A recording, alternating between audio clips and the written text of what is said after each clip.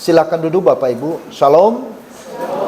Ya, puji Tuhan, saudara-saudara. Mari kita membaca firman Tuhan hari ini di dalam Injil Lukas pasal 23. Injil Lukas pasal yang ke-23 ayat 33 dan ayat yang ke-34 saja. Lukas pasal 23 ayat yang ke-33 dan 34. Mari kita akan baca bersama-sama. Injil Lukas pasal 23 ayat 33 dan ayat yang ke-34. Mari kita baca 1, 2, 3. Ketika mereka sampai di tempat yang bernama Tengkorak, mereka menyalibkan Yesus di situ dan juga kedua orang penjahat itu, yang seorang di sebelah kanannya dan yang lain di sebelah kirinya. Yesus berkata, "Ya Bapa, ampunilah mereka, sebab mereka tidak tahu apa yang mereka perbuat." Dan mereka membuang undi untuk membagi pakaiannya. Amin.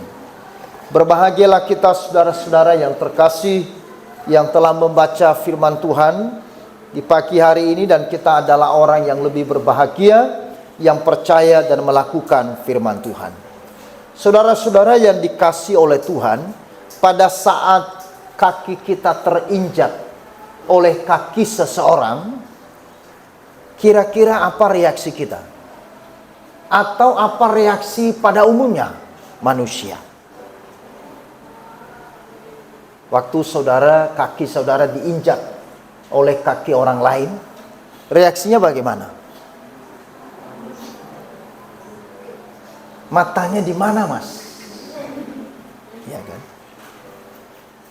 Kakimu ada di atas kakiku. Bisa. Itu sudah nada kesal itu.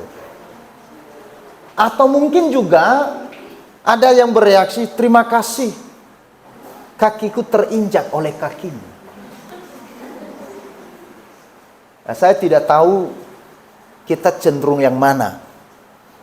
Apa kita cenderung matamu di mana, Mas?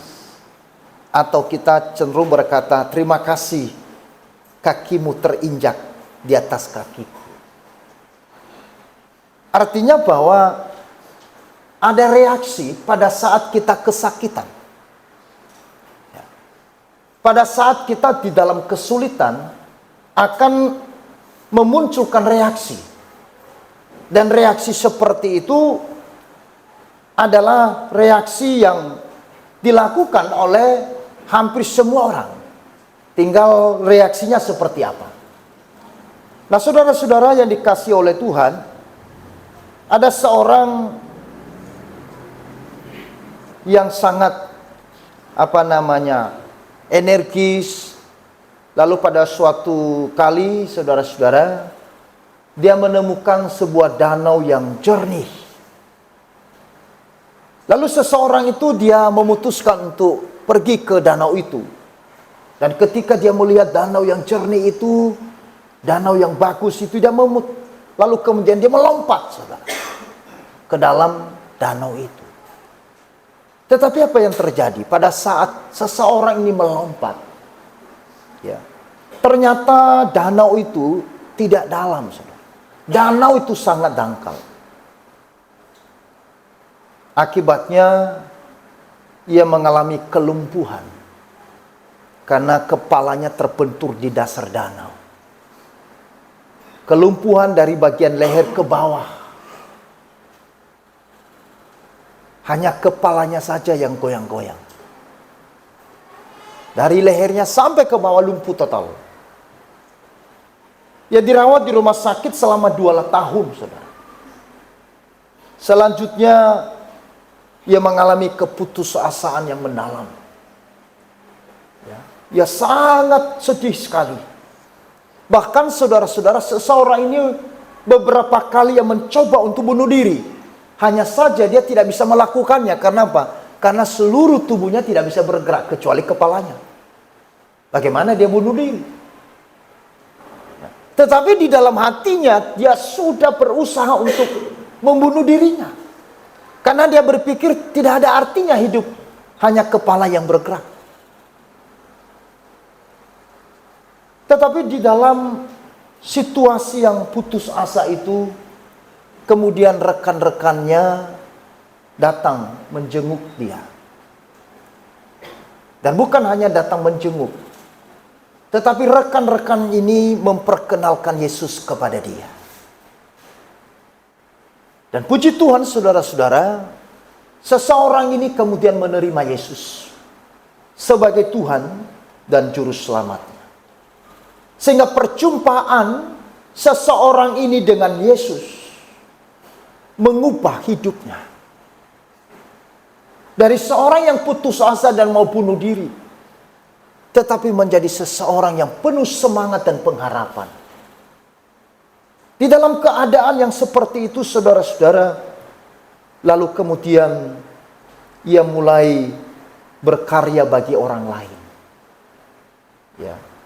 Ia tidak mau berhenti dengan keadaan yang dialaminya, tetapi ia terus memikirkan bagaimana di dalam keadaan yang cacat dia bisa boleh memberkati kepada orang lain.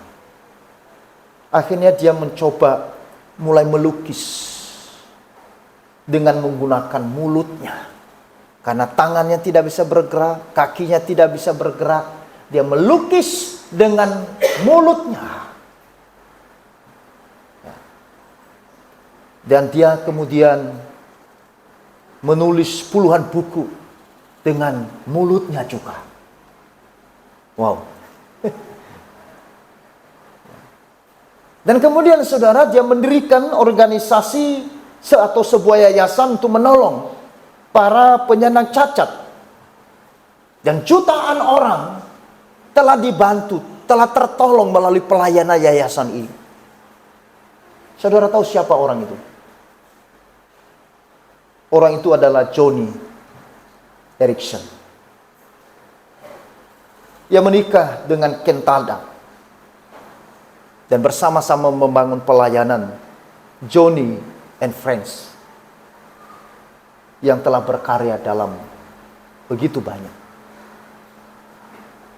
Satu kalimat yang mendasari karya dari Joni Eareckson Tada, saudara-saudara, itu adalah dia berkata begini: seringkali Allah mengizinkan sesuatu yang dibencinya terjadi untuk mencapai apa yang diperkenannya.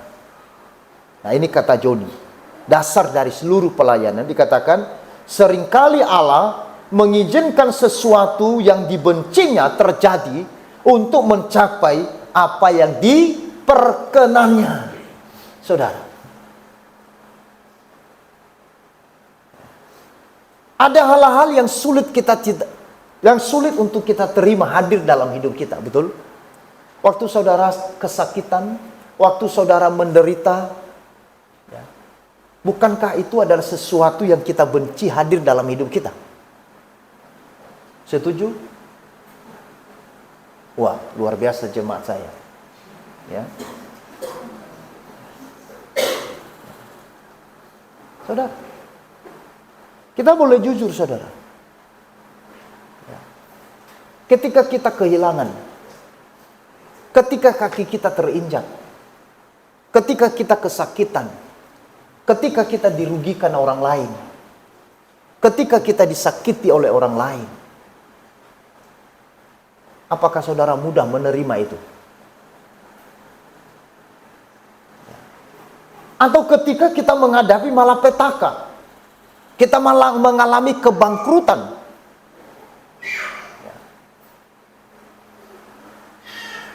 apakah saudara berkata, ini adalah sesuatu yang baik? Tetapi Joni Eareckson mengatakan, seringkali Allah mengizinkan sesuatu yang dibencinya terjadi untuk mencapai apa yang diperkenannya. Joni Eareckson di dalam keadaan yang cacat, yang hanya kepala yang bisa bergerak, dia mengerti bahwa tidak selalu penderitaan itu buruk. Kadang penderitaan itu diizinkan Tuhan untuk mencapai apa yang diperkenan oleh Tuhan. Sekiranya Joni Eareckson tidak mengalami kelumpuhan, kira-kira dia bisa menulis buku yang banyak?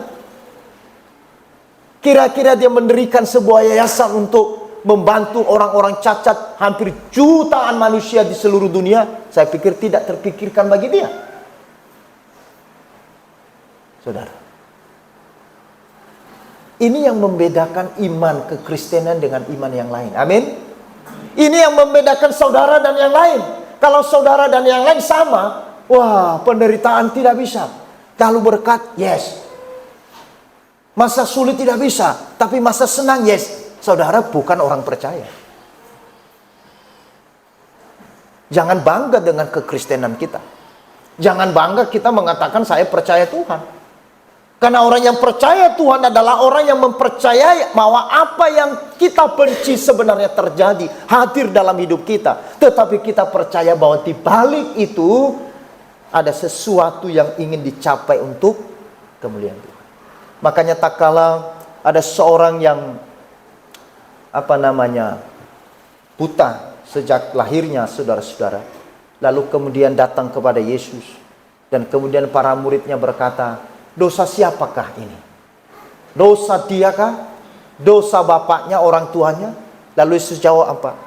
Bukan dosa dia, juga bukan dosa orang tuanya, tetapi Allah sedang mau menyatakan pekerjaan.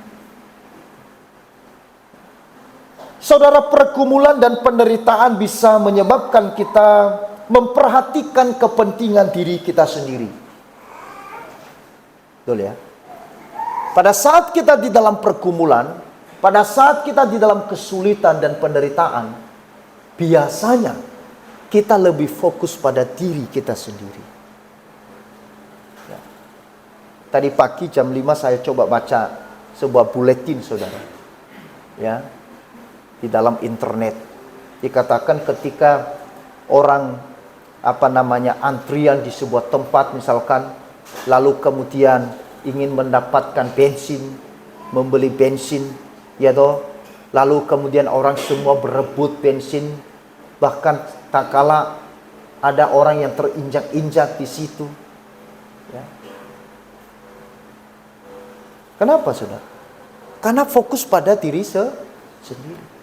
Pada saat Stadion Malang terjadi kerusuhan beberapa waktu yang lalu, saudara tahu?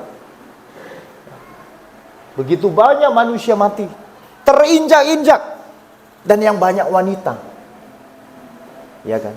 Karena wanita kan tidak bisa sekuat dengan laki-laki. Ya. Semua orang berebut untuk menyelamatkan dirinya sendiri. Itu reaksi, saudara, pada umumnya manusia. Ya. Pada saat kita krisis, saudara-saudara, ya, maka kita akan berpusat pada diri sendiri. Bagaimana kita menyelamatkan diri kita sendiri? Boro-boro orang lain, aku aja belum makan, coba ayo. Ya enggak? Itu reaksi pada umumnya manusia. Boro-boro nolong orang, saya aja juga dalam kesulitan. Ya kan? Betul enggak, saudara? Maaf ini, misalkan ini terjadi gempa bumi, saudara. Kita ada di dalam ruangan ini. Saya mau tahu, jujur. Ayo silakan duluan. Yang lain duluan. Apa, saudara? Ayo. Ya, bayangkan saudara-saudara ya. Misalkan terjadi gempa bumi, kita lagi ibadah di sini. Gempa buminya keras sekali. Lalu saudara berdiri, cepat. Atau saudara tanpa pikir panjang, tanpa lihat siapapun, saudara lompat dari tempat kursi, saudara lompat. Sekalipun itu yang saudara injak kepala orang. Karena saudara tidak tahu. Itu reaksi manusia ketika terjadi kesesakan, ketika terjadi kesulitan, ketika terjadi tekanan, ketika terjadi ancaman. Biasanya manusia lebih berpusat pada diri sendiri. Tetapi ada satu berita yang luar biasa, saudara. Ya, apa itu? Berita salib. Ya. Tadi anak pemuda nyanyi hari ini, saya sangat diberkati. Dan temanya sama dengan khotbah saya. Di atas salib menghadap maut. Di atas salib menahan sakit. Tiada dendam, tiada benci. Yesus, wajahmu berseri.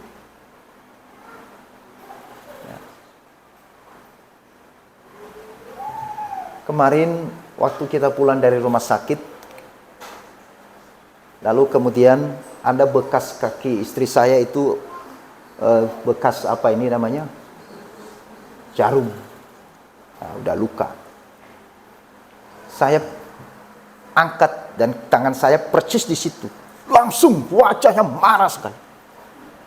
Sakit. Wih. Dan wajahnya itu marah sekali. Aduh, saya minta maaf. Tapi perhatikan saudara. Wajah Yesus pada saat tersakiti di atas kayu salib justru berseri-seri. Wajahnya tidak cemberut.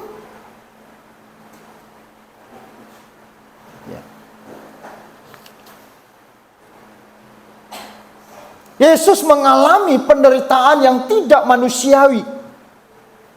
Penyaliban Yesus adalah hukuman yang paling hina, paling keji pada zaman itu, saudara. Karena dianggap sebagai orang yang paling jahat. Karena orang yang tersalib hanya mereka yang dianggap sebagai penjahat kelas kakap. Hukuman paling tertinggi, hukuman yang paling keji pada zaman itu. Makanya sebelum Yesus tersalib, ada ribuan manusia juga yang telah disalibkan. Ya. Makanya termasuk penjahat di sebelah kanan dan kiri. Penjahat di sebelah kanan dan penjahat sebelah kiri itu juga bagian dari penghukuman. Karena kedua orang ini adalah penjahat. Ya.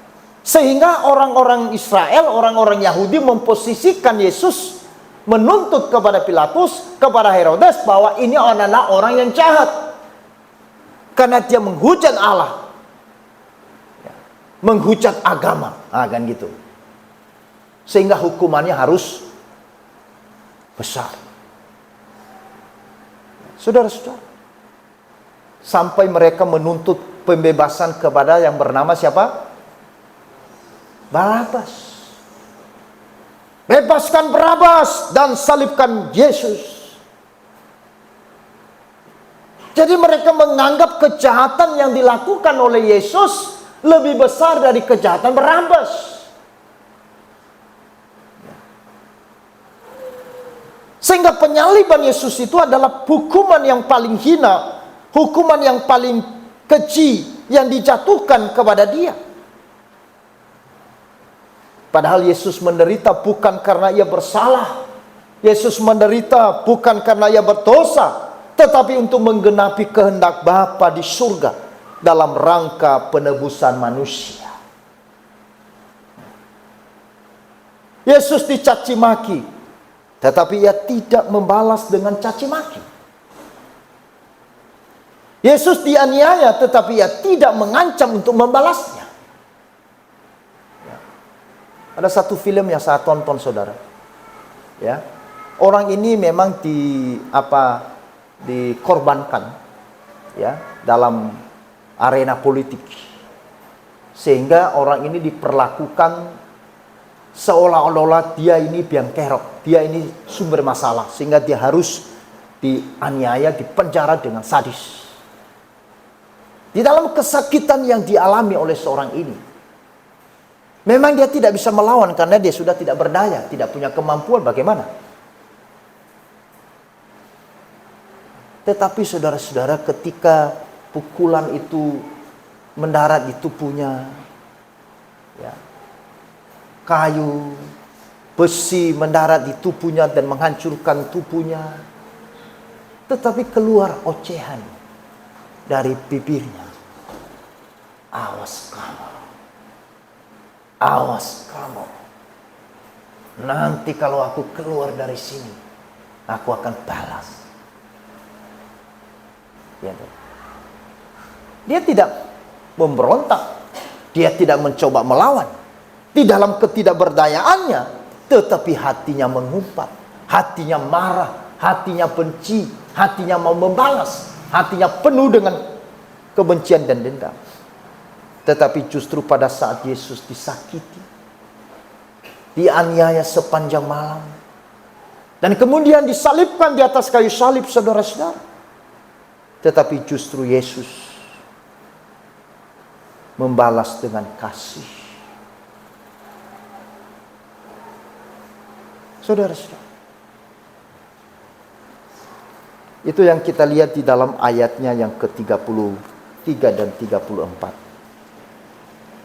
Ketika mereka sampai di tempat yang bernama Tengkorak atau Golgota, mereka menyalibkan Yesus di situ dan juga kedua orang penjahat itu, yang seorang di sebelah kanannya dan yang lain di sebelah kirinya.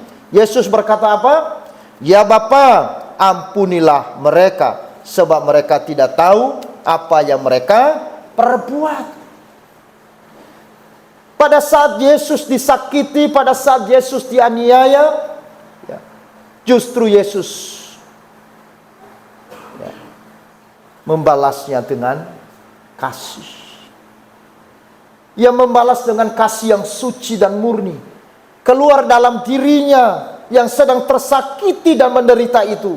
Bapa, ampunilah mereka, sebab mereka tidak tahu apa yang mereka perbuat. Itulah sebabnya kemanusiaan Kristus adalah kemanusiaan yang suci. Ini membuktikan bahwa Kristus yang berinkarnasi menjadi manusia itu adalah kemanusiaan yang tidak berdosa. Karena tidak mungkin ada manusia yang tidak marah, yang tidak jengkel, yang tidak mengumpat, yang tidak membenci kepada orang yang menyakitinya, menyalibkannya. Apalagi saudara-saudara, bukan karena ia melakukan sebuah kejahatan atau dosa, tetapi justru bagi kepentingan orang banyak, kepentingan manusia itu sendiri, kepentingan bagi orang yang menganiayanya. Saudara-saudara, maka itu sebabnya di dalam sabda pembukaan tadi dikatakan apa, saudara-saudara? Tetapi dia tertikam oleh karena pemberontakan kita. Dia diremukkan oleh karena kejahatan kita. Ganjaran yang mendatangkan keselamatan bagi kita ditimpakan kepadanya. Dan oleh bilur-bilurnya kita menjadi sembuh. Dia menerima segala kesakitan itu di atas kayu salib. Rela menjalani segala penderitaan itu kurang lebih 33 tahun setengah di dalam dunia. Kenapa, saudara? Supaya kita mengalami keselamatan dari Tuhan. Amin. Supaya kita mengalami pengampunan dan penebusan atas dosa-dosa kita. Itulah yang dikerjakan Kristus di atas kayu salib. Sehingga dia berkata, Bapa, ampunilah mereka. Pada saat dia tersakiti, pada saat dia mengalami kesakitan yang amat sangat, justru yang keluar, reaksi yang keluar dari dalam dirinya, itu adalah reaksi kasih yang suci. Makanya tema kita hari ini adalah, saudara-saudara, kasih di tengah penderitaan. Ya. Kasih di tengah penderitaan. Penderitaan yang begitu menyakitkan menghasilkan kasih. Ya. Penderitaan yang begitu menyeserangkan tapi menghasilkan kasih. Karena itu kita perlu juga belajar dari sebuah teladan yang baik ini. Teladan yang benar ini. Bagaimana kita sebagai orang-orang Kristen, sebagai orang-orang percaya, yang tentunya tidak akan pernah luput dari namanya penderitaan. Ya. Kita harus belajar bereaksi yang benar. Tidak seperti reaksi dari penjahat di sebelah kanan atau sebelah kiri. Ya. Saudara-saudara, waktu Yesus tersalibkan, sebenarnya penjahat sebelah kanan ataupun penjahat sebelah kiri, awalnya mereka bereaksi apa? Negatif. Jika engkau Yesus, lepaskanlah kita. Termasuk penjahat di sebelah kanan. Ya. Tetapi kemudian penjahat di sebelah kanan itu berubah. Dia mencabut kata-katanya sehingga dia berkata, Yesus, kalau hari ini engkau ke Firdaus, ingatlah akan aku. Itu terjadi ketika kapan? Ketika dia menyaksikan kalimat, Bapa ampunilah mereka. Disitulah penjahat di sebelah kanan ini, saudara-saudara, disentuh oleh kasih yang suci itu. Kasih Allah mengalir dalam hatinya sehingga dia melihat bahwa ini bukan manusia biasa. Ini adalah anak Allah.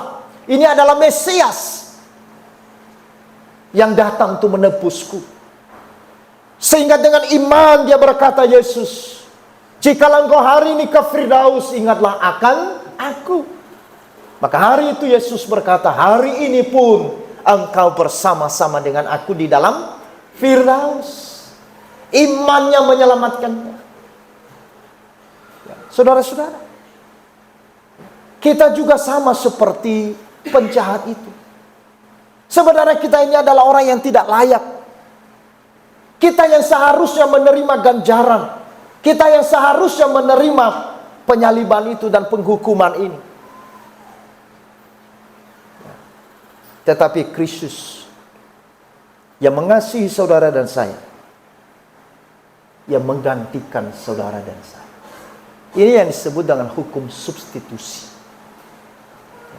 Kristus menggantikan kita, supaya kita dibenarkan oleh Allah. Kristus mengambil alih seluruh dosa kita, seluruh hukuman kita di atas kayu salib, supaya saudara dan saya yang percaya beroleh hidup yang kekal. Amin. Karena itu saudara-saudara, karya Kristus di atas kayu salib yang hari-hari ini kita peringati sebagai hari-hari sengsara. Hari Kamis, hari Jumat yang akan datang, kita memperingati bersama, yaitu mengenai hari Jumat Agung atau hari kematian Kristus di atas kayu salib. Karena tanpa salib Kristus tidak mungkin ada mahkota. Tanpa salib Kristus tidak mungkin ada kemuliaan. Tanpa salib Kristus tidak mungkin ada surga. Tanpa salib Kristus tidak mungkin ada kekekalan. Tidak mungkin ada kebahagiaan bagi saudara dan saya. Semua manusia akan binasa. Semua manusia akan dihukum. Semua manusia akan menuju ke neraka. Tetapi salib mengubah seluruh dunia, mengubah manusia-manusia yang percaya kepada Yesus menjadi orang yang menikmati anugerah Tuhan. Maka kalau saudara dan saya hari ini boleh menikmati sebuah kepastian keselamatan, jaminan hidup kekal, itu bukan karena kita layak, tetapi sesungguhnya karena karya Yesus. Karena kasih Yesus yang sempurna itu, kasih Yesus yang begitu luar biasa itu, sehingga ia mampu menerima kita apa adanya. Yesus membuka kedua tangannya untuk menerima kita apa adanya. Dia membersihkan kita yang penuh dengan kotoran. Dia membalut kita dan memakaikan pakaian yang indah bagi saudara dan saya, sehingga kita layak di hadapan Tuhan. Sehingga kita boleh berkenan di hadapan Tuhan. Sehingga kita boleh dipercayakan anugerah. Karena itu saudara-saudara, mari kita belajar dalam teladan ini. Bahwa kalaupun kita di dalam perjalanan iman kita, perjalanan hidup kita, kita harus berhadapan, kita harus menghadapi yang namanya permasalahan, penderitaan, kesengsaraan. Tetapi biarlah kasih kita bertumbuh kepada Tuhan maupun kepada orang lain. Ketika Kristus mengalami penderitaan yang amat sangat, kasihnya bertumbuh dan kasihnya makin sempurna bagi manusia. Ketika kita mengalami penderitaan, ketika kita menghadapi masalah, ketika kita menghadapi kesulitan, kita belajar seperti Kristus. biarlah kasih kita juga bertumbuh di dalamnya. Kepada Allah, kepada Yesus, maupun kepada sesama. Amin. Jangan biarkan penderitaan kita, jangan biarkan pergumulan kita, jangan biarkan masalah kita menghentikan kita untuk bertumbuh di dalam kasih kepada Allah dan hanya mengasihi diri kita sendiri. Tadi saya katakan di awal, reaksi pada umumnya manusia ketika menderita, dia hanya mengasihi dirinya sendiri. Dia menuntut dirinya dikasihi lebih. Tetapi Alkitab mengajar kita, justru pada saat kita di dalam kesukaran, kesulitan, pergumulan, permasalahan, kita harus bertumbuh pada kasih kepada Allah dan kasih kepada sesama. Ya. Joni Eareckson bertumbuh di dalam kasih kepada Allahnya yang mengizinkan dia harus lumpuh dari leher sampai ke bawah. Joni Eareckson bertumbuh untuk mengasihi dan memberkati kepada jutaan manusia di seluruh dunia di tengah-tengah penderitaan. Pertanyaannya, saudara, reaksi seperti apa saudara ketika saudara ada masalah? Ketika saudara ada kesulitan? Ketika saudara menghadapi pergumulan? Apakah kasih saudara bertumbuh kepada Yesus? Atau sebaliknya justru engkau menjauh dari Yesus? Apakah engkau bertumbuh dalam persekutuanmu dan keintimanmu dengan Tuhan pada saat engkau bergumul? Pada saat engkau menghadapi kekhawatiran, kecemasan dan segala hal, apakah itu membuatmu saudara mendekat kepada Dia dan terus berpegang kepada Dia? Atau membuat kedua tanganmu melepaskan Dia?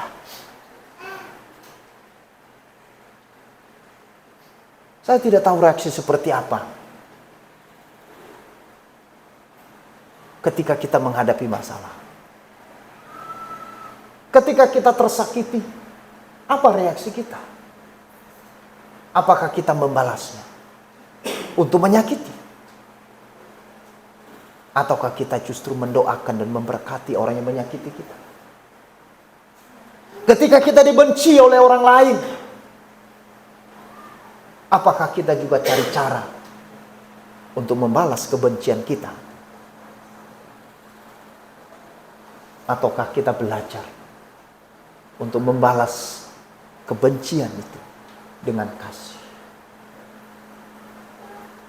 Pada saat kita di dalam kesulitan, kita tidak punya apa-apa, kita kehilangan sesuatu, atau mungkin kita bangkrut, kita mengalami kerugian yang besar di dalam usaha dan pekerjaan yang kita lakukan. Apa reaksi kita? Apakah kita menjadi tawar hati? Apakah kemudian kita kehilangan semangat untuk melayani Tuhan? Semangat untuk bertemu dengan Tuhan dalam ibadah? Semangat untuk bertumbuh dalam iman? Ataukah saudara belajar seperti Joni Eareckson? Belajar seperti Daud? Belajar kepada Ayub? Belajar kepada Kristus sendiri? Untuk justru mendekat kepada Tuhan? Mari kita memiliki perspektif yang berbeda dari dunia. Mari kita memiliki sudut pandang, memandang segala penderitaan ini dengan cara yang berbeda. Kenapa Yesus wajahnya berseri-seri? Ketika kedua tangannya tersalib, kedua kakinya tersalib, ketika lambungnya ditusuk, kemudian ketika kepalanya penuh dengan mahkota duri, seluruh tubuhnya berdarah-darah, daging dan kulitnya tercabut-cabut karena telah dicambuk sepanjang malam oleh tentara-tentara. Tapi wajahnya berseri. Apa yang membuat wajahnya berseri? Karena ada kekuatan kasih yang mengalir dari hatinya. Amin. Ketika ada kekuatan kasih mengalir dari hati kita, maka kita punya mata yang berbeda melihat sesuatu.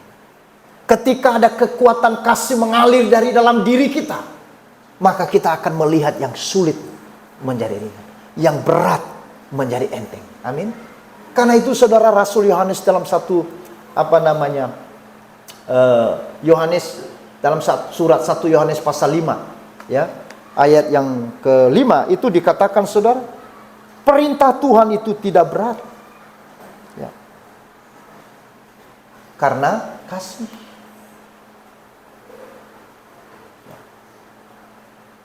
Melakukan sesuatu yang seperti Kristus lakukan, sesuatu yang memang berat, sulit, tetapi Alkitab mengatakan itu tidak menjadi sulit ketika mengalir kasih di dalam kesulitan.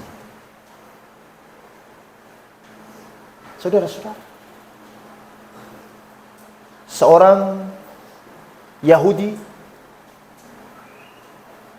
yang waktu kecil dia melihat seluruh keluarganya dibantai oleh tentara Hitler di Jerman, kecuali dia yang terselamatkan karena dia lari ke atas, dia sembunyi. Tetapi di atas, di lantai 2 dia melihat ke bawah, karena ada sela-sela papan. Dia lihat ke bawah bagaimana bapaknya ditembakin, bagaimana ibunya ditembakin, bagaimana saudara-saudaranya dianiaya. Seluruh keluarganya mati, dibantai oleh tentara Hitler. Anak itu umur 11 tahun. Dia nangis di atas, tapi dia sakit sekali. Awalnya dia dendam sekali, dia marah, dan wajah-wajah tentara itu dia hafal betul. Dan setiap hari itu menghantui dirinya dengan kemarahan, dengan sebagainya. Tetapi syukur, kemudian anak ini dirawat oleh seorang keluarga Kristen yang mengasihi Tuhan. Disekolahkan anak ini di sekolah yang baik dan lulus. Dan kemudian saudara, akhirnya anak ini pun dia masuk sebuah seminari, ya, atau kalau sekarang namanya sekolah tinggi teologi. Dia masuk seminari, dan waktu dia lulus seminari, lalu dia ditempatkan sebagai pendeta di salah satu gereja. Setelah dia melayani di sana, saudara-saudara, pada suatu hari dalam ibadah, dia dikagetin kehadiran seorang yang wajahnya masih dia ingat. Wajah itu dia tidak lupa meskipun sudah hampir 30 tahun lebih lewat. Dia kenal wajah itu. Wajah itu adalah pembunuh, pembantai yang membantai ayah, ibunya, dan saudaranya. Dan bapak ini sedang berdiri di atas mimbar. Dia lihat ada seorang masuk dari pintu depan, saudara-saudara, dan kemudian duduk di belakang. Dan hatinya tidak kuat. Di atas mimbar dia katakan, Tuhan, aku nggak kuat. Saya tahu betul itu orang yang di belakang itu pembunuh ayah saya. Waktu saya kecil dia menganiaya ibu saya. Saya melihat bagaimana mereka sadis menganiaya kakak-kakak saya dan saudara-saudara saya. Saya memang pendeta, tetapi saya manusia. Saya tidak kuat dan saya tidak bisa mengampuni itu orang di belakang. Itu di atas mimbar. Di dalam hatinya, saudara-saudara. Tuhan, tolong aku, Tuhan. Tuhan, tolong aku. Tapi puji Tuhan, kekuatan dari Roh Kudus mengalir di dalam hati seorang pendeta ini. Sehingga waktu selesai ibadah, dia turun dari mimbar, dia berdiri di depan pintu seperti kita. Lalu jemaat mulai bersalam-salaman. Maka bapak ini juga, dia bersalaman.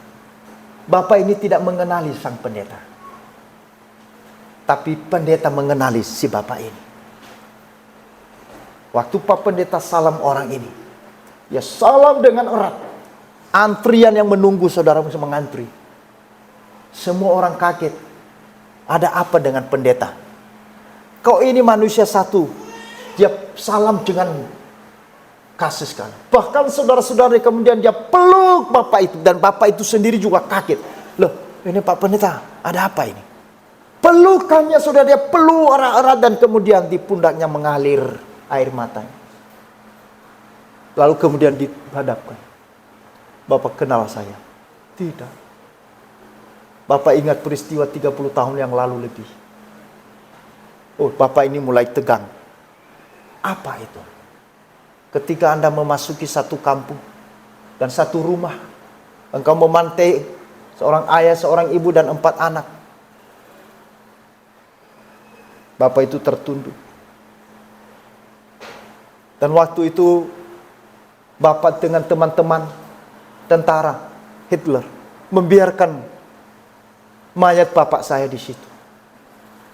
Dan Bapak pikir sudah tidak ada penghuni di rumah itu. Dan akulah anak dari Bapak itu, yang waktu itu lari ke atas lantai 2. Dan aku melihat semua apa yang kau lakukan. Saya manusia biasa, sekalipun saya pendeta. Saya sebenarnya sulit mengampunimu, sulit menerimamu. Saya ingin balas dendam.